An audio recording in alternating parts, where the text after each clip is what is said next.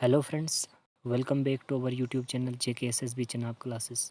तो friends, last की video में हमने एडवर्ब को आइडेंटिफाई करना सीखा था और आज की इस वीडियो में हम पढ़ेंगे कंजक्शन के बारे में, प्रीपोजिशन के बारे में और इंटरजेक्शन के बारे में।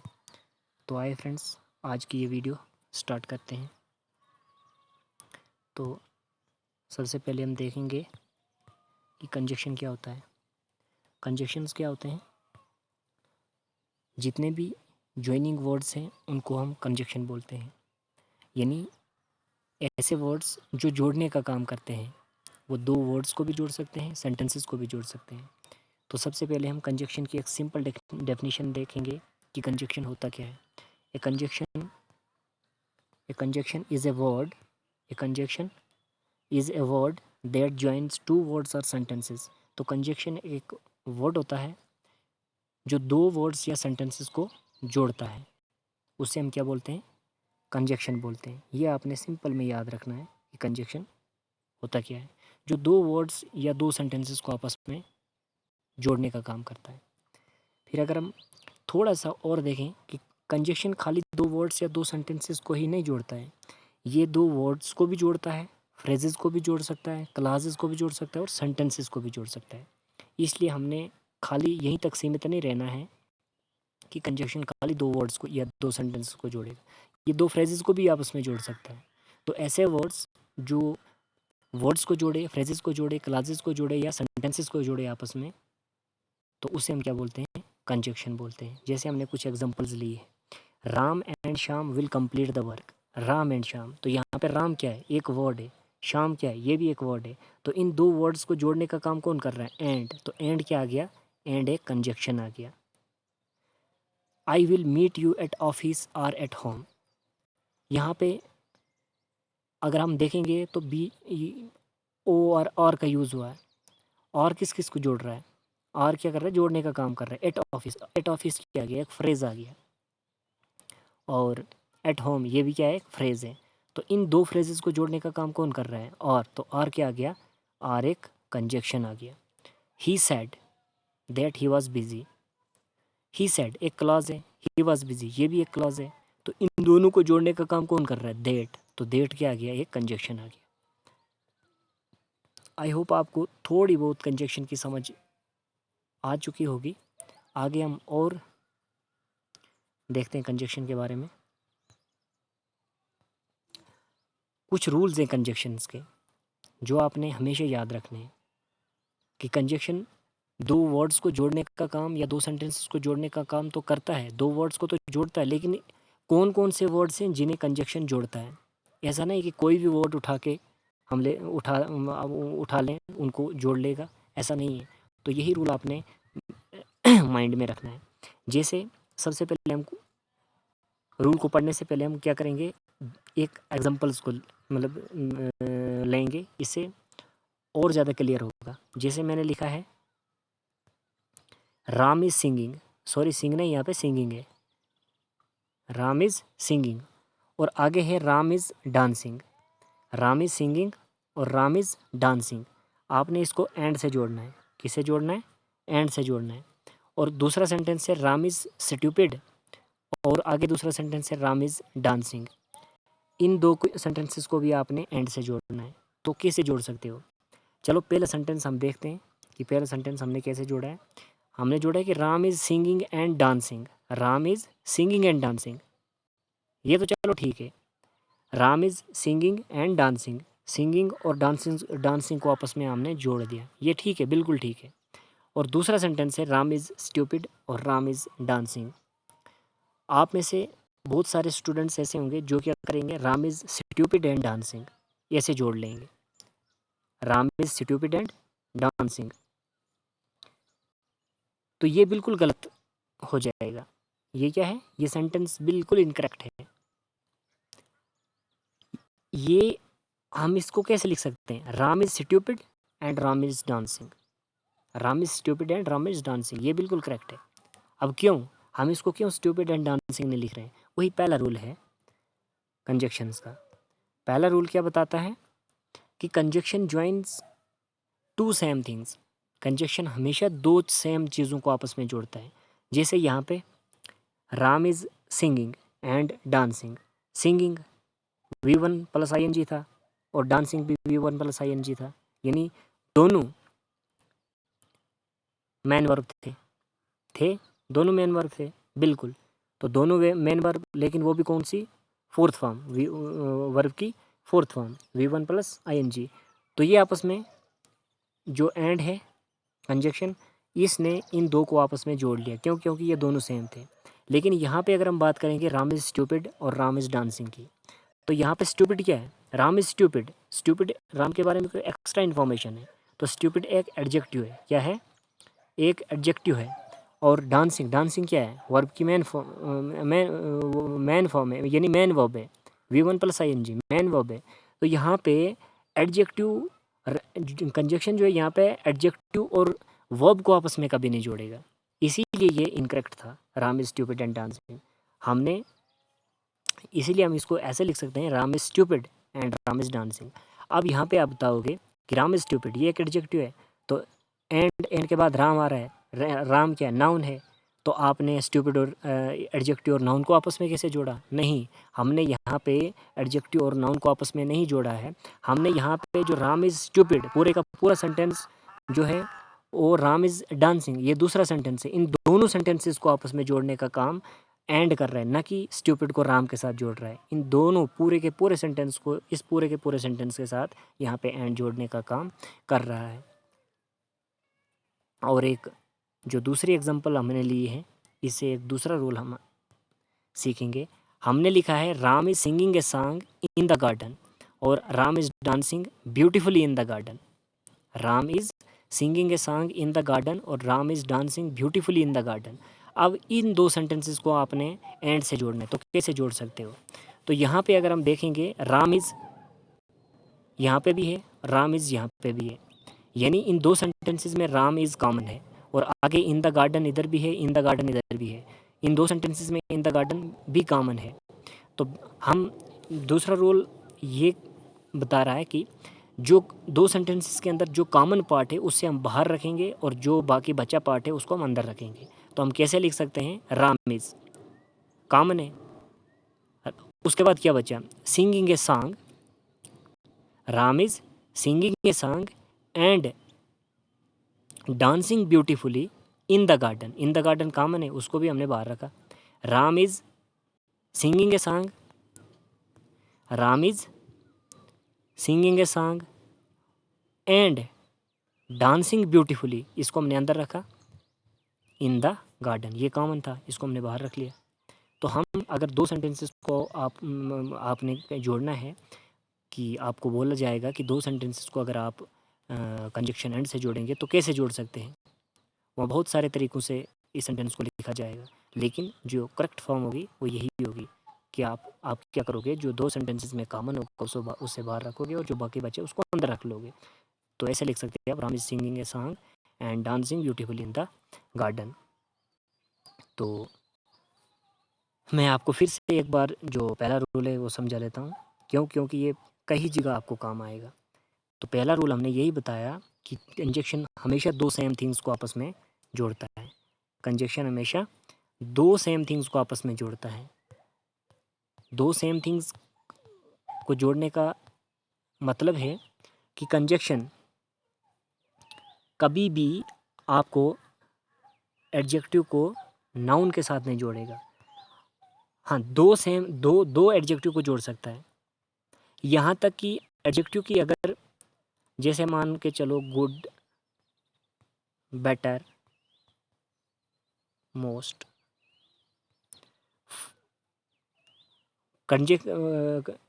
ये अगर एडजेक्टिव की कितनी 3 डिग्रीज हैं, फर्स्ट डिग्री, सेकंड डिग्री और थर्ड डिग्री, यहाँ तक कि अगर कहीं पे फर्स्ट डिग्री का यूज़ किया गया वो कभी भी सेकंड डिग्री के साथ नहीं जुड़ेगी।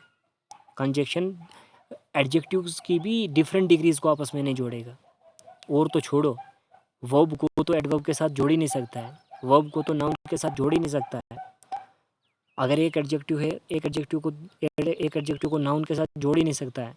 लेकिन अगर एडजेक्टिव ही दोनों एडजेक्टिव हैं, लेकिन अगर डिग्रीज का यूज़ किया गया है फर्स्ट डिग्री को यानी अगर कंपैरेटिव डिग्री का यूज़ किया गया है तो दूसरी भी कंपैरेटिव डिग्री ही होनी चाहिए। कंपैरेटिव डिग्री को कभी भी सुपरलेटिव डिग्री के साथ नहीं जोड़ेगा। इतना इम्पोर्टेंट है फर्स्ट रूल। तो ये आपने हमेशा ध्यान में रखना है। तो आई होप आपको जो मैंने बोला इसकी समझ आ चुकी होगी। अब हम देखेंगे प्रीपोजिशन। अब हम पढ़ेंगे प्रीपोजिशन कि प्रीपोजिशन क्या होती है। तो कंजक्शन का भी हमने देखा था कि कंजक्शंस जो हैं, जितने भी जॉइनिंग वर्ड्स हैं उन्हें हम क्या बोलते हैं, कंजक्शन, यानी जो जोड़ने का काम करते हैं। तो प्रीपोजिशन क्या बताता है, प्रीपोजिशन क्या करता है। तो कई जगह जो स्टूडेंट्स हैं वो कंफ्यूज हो जाते हैं कि अक्सर प्रीपोजिशन और कंजक्शन में डिफरेंस क्या है। तो प्रीपोजिशन जो है वो रिलेटिंग वर्ड्स हैं, यानी जितने भी वर्ड्स हैं जो रिलेशन का काम करते हैं उन्हें हम प्रीपोजिशन बोलते हैं। क्या रिलेशन का, हाँ, और एक और चीज़ की प्रीपोजिशन जो है वो नाउन या प्रोनाउन के पहले यूज़ होते हैं। तो सबसे पहले हम प्रीपोजिशन की एक सिंपल डेफिनेशन जानेंगे जो आपने हमेशा माइंड में रखना है कि प्रीपोजिशन क्या होता है। अगर आपसे कोई पूछ ले कि प्रीपोजिशन क्या होता है तो आप उसको सिंपल में बता सकते हो कि प्रीपोजिशन क्या होता है। तो प्रीपोजिशन क्या होता है, ऐसे words which give relationship between two nouns or pronouns. अगर आपने एक इसकी डेफिनेशन, प्रॉपर डेफिनेशन याद रखनी है तो प्रीपोजिशन क्या होता है कि a preposition is a word that is used before a noun or pronoun. Preposition क्या होता है, एक ऐसा वर्ड होता है जो नाउन या प्रोनाउन के पहले यूज़ होता है and show its relation with rest of the sentence or other noun or pronoun. आपने सिंपल में इसकी डेफिनेशन ये याद रखनी है कि प्रीपोजिशन एक ऐसा वर्ड होता है जो नाउन या प्रोनाउन के पहले यूज़ होता है और उस नाउन का रिलेशन उसी सेंटेंस के अंदर दूसरे नाउन या प्रोनाउन के साथ शो करता है। अगर और सिंपल में आपने याद रखना है तो प्रीपोजिशन एक ऐसा वर्ड होता है जो दो नाउन के बीच में रिलेशन बताता है। सिंपल याद रखना आप, प्रीपोजिशन क्या होता है, आपने सिंपल में याद रखना है। प्रीपोजिशन क्या होता है, word that shows RELATION that shows relationship between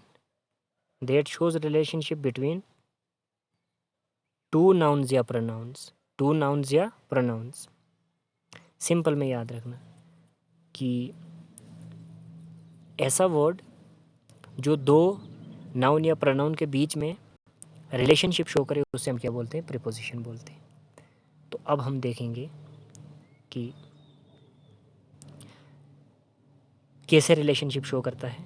definitions तो मैंने आपको बता दी, अब कुछ एग्जांपल्स के माध्यम से हम समझेंगे। पहली एग्जांपल है Ram is sitting under a tree.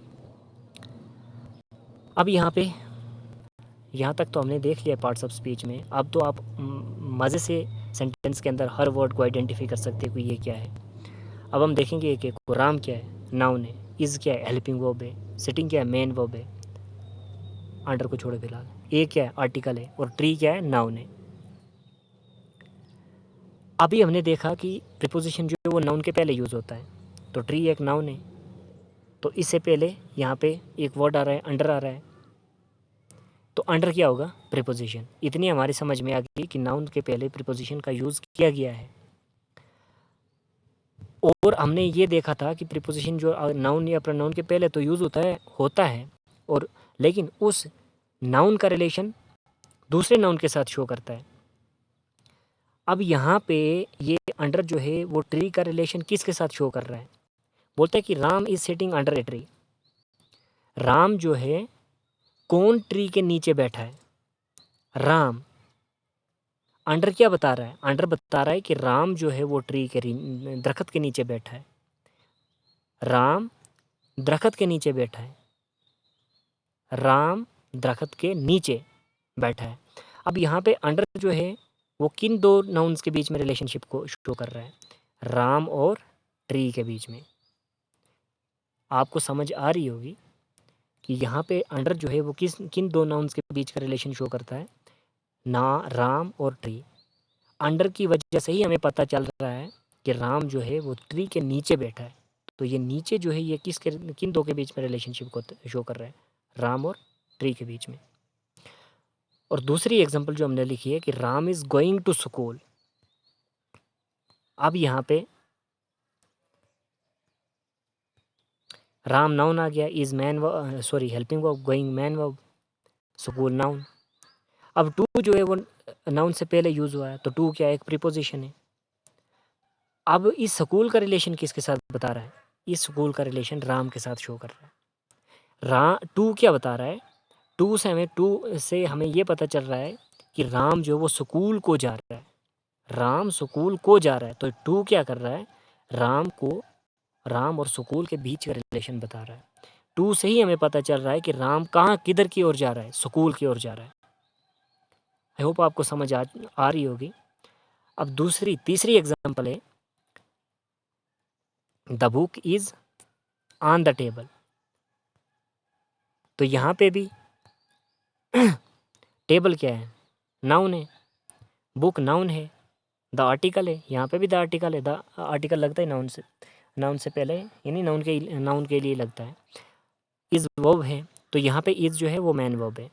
क्योंकि यहाँ पे कोई दूसरा मैन वर्ब यूज़ नहीं हुआ है, इसलिए इज जो as a main verb use हुआ है यहाँ पे। तो ऑन क्या कर रहा है, ऑन टेबल का रिलेशन बुक के साथ शो कर रहा है कि हमें ऑन से पता चल रहा है कि बुक क्या है, टेबल के ऊपर है। ऑन को हटा दो, the book is the table, इसका कोई मीनिंग ही नहीं निकलेगा।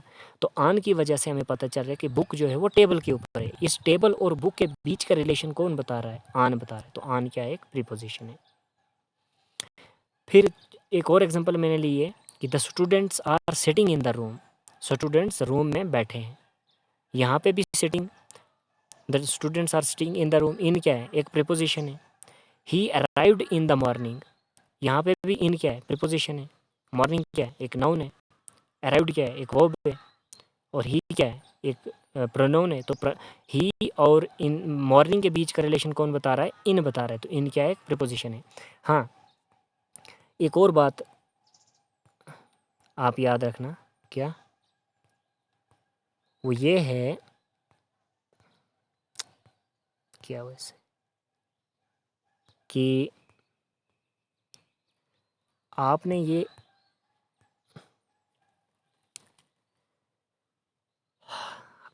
एडवर्ब के बारे में हमने पीछे पढ़ा था कि एडवर्ब क्या होता है। एडवर्ब फिलहाल तो हमने पढ़ा था कि एक ऐसा वर्ड होता है जो वर्ब के बारे में, एडजेक्टिव के बारे में या एडवर्ब के बारे में हमें एक्स्ट्रा इन्फॉर्मेशन देता है। तो यहाँ पे देखना, अंडर क्या है, एक प्रीपोजिशन है। अंडर क्या है, एक प्रीपोजिशन है। देखना, ध्यान से सुनना, मैं इम्पोर्टेंट बात कहने वाला हूँ। अगर हम बोलेंगे अंडर ए ट्री, क्या बोलेंगे, under a tree. Ram is sitting under a tree, Ram is sitting under a tree, Ram is sitting under a tree. खाली अगर हम अंडर की बात करेंगे तो अंडर क्या है, एक प्रीपोजिशन है। लेकिन हम अगर बात करेंगे अंडर ए ट्री, दरख्त के नीचे बैठा है, राम दरख्त के नीचे बैठा है। तो यहाँ पे ये अंडर ए ट्री, ये पूरा ग्रुप ऑफ, यहाँ पे जो ये पूरा ग्रुप ऑफ वर्ड्स हैं, ये ग्रुप ऑफ वर्ड्स क्या बता रहे हैं कि राम जो है दरख्त के नीचे बैठा है। ये ग्रुप ऑफ वर्ड्स किन के बारे में एक्स्ट्रा इन्फॉर्मेशन दे रहा है, सिटिंग, बैठने के बारे में एक्स्ट्रा इन्फॉर्मेशन दे रहे हैं कि बैठा तो है लेकिन कहाँ, दरख्त के नीचे। तो ये दरख्त के नीचे, खाली अगर हम अंडर की बात कर रहे थे तो ये एक प्रीपोजिशन था। और ये पूरे का पूरा अंडर ए ट्री, ये क्या है, एक प्रीपोजिशनल फ्रेज है। प्रीपोजिशनल फ्रेज है। प्रीपोजिशन और प्रीपोजिशनल फ्रेज में फ़र्क है। प्रीपोजिशन एक खाली वर्ड होता है और प्रीपोजिशनल फ्रेज जब प्रीपोजिशन के साथ कुछ और वर्ड्स आ जाते हैं तो एक फ्रेज बन जाता है। तो ये क्या है, एक प्रीपोजिशनल फ्रेज है। तो यहाँ पे ये पूरे का पूरा ये जो ग्रुप ऑफ वर्ड्स हैं यानी ये प्रीपोजिशनल फ्रेज है। तो ये प्रीपोजिशनल फ्रेज यहाँ पे क्या कर रहा है, हमारा एडवर्ब का काम कर रहा है। तो यानी ये अंडर ए ट्री ये क्या है, यहाँ पे एक एडवर्ब है। क्या है, एक एडवर्ब है। ये अंडर ए ट्री ये क्या है, अगर हम इसको पूरे को देखेंगे तो ये क्या है, एक एडवर्ब है। यानी ये एडवर्ब का काम कर रहा है यहाँ पे। फिर अगर हम बोलेंगे the book is on the table, on क्या है, एक प्रीपोजिशन है, लेकिन ऑन द टेबल, टेबल के ऊपर है, तो ये ऑन द टेबल ये भी क्या है, एक एडवर्ब है, एडवर्ब का काम कर रहा है। ये ऑन द टेबल हमें इसके बारे में बता रहा है। The students are sitting in the room, बच्चे जो हैं रूम में बैठे हैं। तो यहाँ पे अगर हम खाली इन की बात करेंगे, खाली इन की बात करेंगे तो इन क्या एक प्रीपोजिशन है, लेकिन इन द रूम, रूम के अंदर, ये एक प्रीपोजिशनल फ्रेज है। और ये प्रीपोजिशनल फ्रेज किसका काम कर रहा है, एडवर्ब का काम कर रहा है।